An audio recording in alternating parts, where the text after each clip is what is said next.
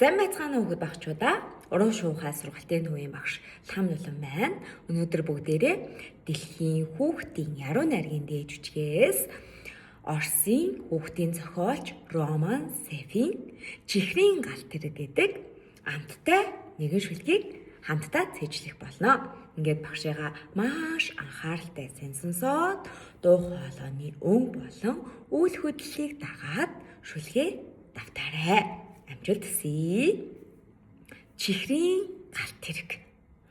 Амтад чихрийн галт тэрэг араасаа залгаастай. Хорхой хүрэн гой хүсэг хойноосоо холбоостой. Зөндөө хүртмэр зөөлөн чихэр дандаа хүлхмэр хатуу чихэр.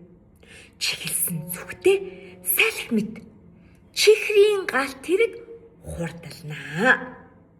Амтнаар хийсэн түүгээр айлан гэдэг амаргүй нэ.